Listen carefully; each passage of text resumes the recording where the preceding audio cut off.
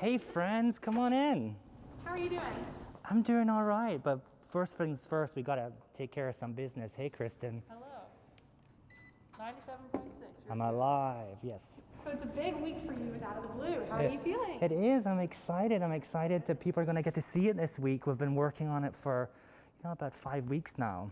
Yeah, we're so excited. Well, tell us a bit about the performance and what sparked it. Yeah, well, I had grand plans for this season, and then the world went a little upside down. And so I had to kind of reevaluate what that was going to be like. And so this piece, it features all of the dancers in the company. And I wanted it to really be about a kind of reflection on this time, a reflection on my perception of time during quarantine and the up and down roller coaster of emotions I think we've all felt. I tried to put it in there. But it was really also about, the dancers, how could they share space and share energy even when they couldn't touch each other, when they couldn't perform exactly the way they normally do? What would that look like, and what does it look like? And I think the other thing about it is it's called Out of the Blue. I think that is, a bit of a play on words. That the pandemic kind of came out of the blue, and also a blue feeling, right? I'm feeling a little sad. So it's about all of those things, for sure. Well, tell us about what it was like filming in a pandemic. Different, we're normally ready to perform for an audience at this point, and we don't have that right now, and we won't have for a while. And so we have to kind of pep ourselves up to bring the same kind of energy that we normally do for an audience, but our dancers are amazing and they always do that. What was the transition like preparing a piece for the camera instead of the stage? Yeah, they really, really have to bring their energy in a different way, for sure. Did you have any advice for the company dancers before filming? I told them, to warm their face up a little bit because, we're not used to seeing complete faces for a while. But they'd worked so hard on the piece that they were just ready to perform it. And I know that they're excited to share it with people. Well, how about the costumes for Out of the Blue? Yeah, let's go look at them. Let's go talk to Bruce. So I worked with Bruce Bowie, our wardrobe manager, on the new costumes. Hey, Bruce.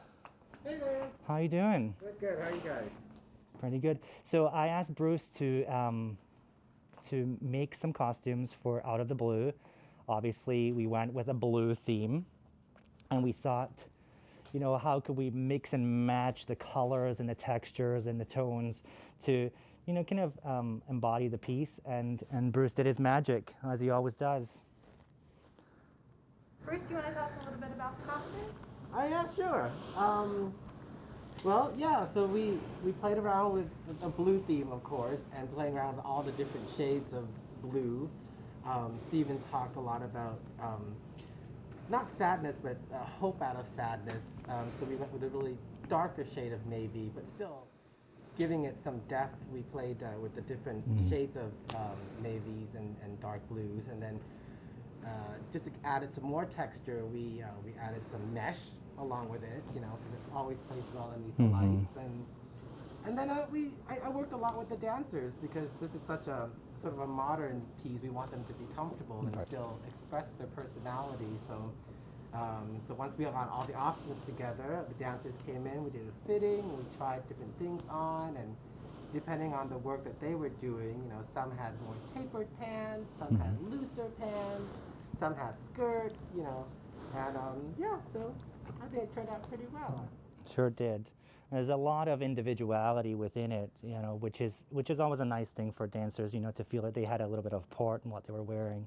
So that's some of what the dancers wear in Out of the Blue. Thanks, y'all. Thank you.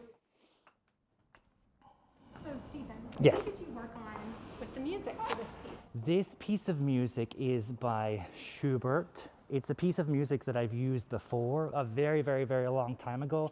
And so I've always wanted to revisit it because the first time I didn't do quite as well as I wanted. But the special thing about this time is that I had a string quartet from the Memphis Symphony Orchestra play for us. This time around, we weren't able to have the symphony play live for us, but we did bring them in a few days before to record in the studio, and we filmed it. And then so in the piece, the symphony are playing on screen behind the dancers, which is an unusual kind of thing to do when we could simply have used the recording, but it was nice to have that community connection there. Very cool. Do you miss having the audience for opening night? Oh, of course. There's nothing beats the opening night. You know, the nerves of premiering a piece and seeing your supporters there and people who are like really excited to see what we've been working on. I miss that. Well, we'll be there digitally. Don't worry. What's next for Ballet Memphis? We have the Nutcracker film coming up in a few months. I mean, in a month. It's almost December, so stay tuned for that. All right, last question. How do you tune in to tonight's performance? If you subscribe to Ballet Memphis' YouTube channel, you can get access to it. Perfect. Thanks so much, Steven. Of course, thank you so much, guys. Bye.